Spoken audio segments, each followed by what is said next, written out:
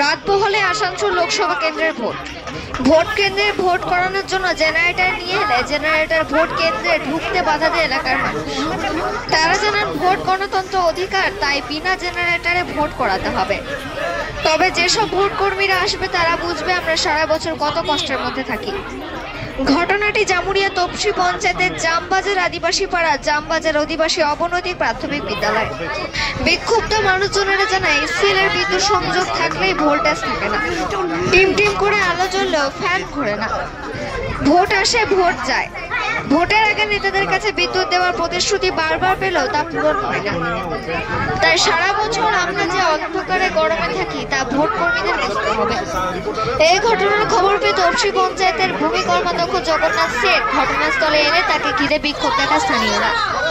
ঘটনাকে ঘিরে এলাকায় ব্যাপক উত্তেজনা সৃষ্টি হয়েছে। জামুরিয়া থেকে চিত্রসের রিপোর্ট নিয়েছে।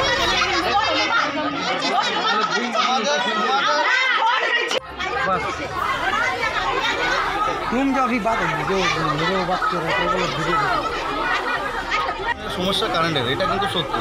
তো যেহেতু এই জায়গাটা পিসিএল ল্যান্ডের ওপর মানুষ এখানে বসবাস করে, এখানে এনওসির জন্য বারবার পিছিয়ে যাচ্ছিল কারেন্টটা।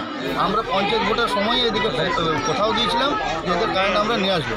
সেই মোতাবেক আমরা আমরা সকলে মিলে একটা টিম ওয়ার্ক করে আমরা টোটাল কাজ করেছি এবং কাজ করার পরে এদের এই যে মেমো নম্বরটা দেখতে পাচ্ছেন, মেমো নম্বরটা এদের অলরেডি পাঠিয়ে দিয়েছে আমাদের বিদ্যুৎ ভবনে, অ্যাপ্রুভালও হয়ে গেছে।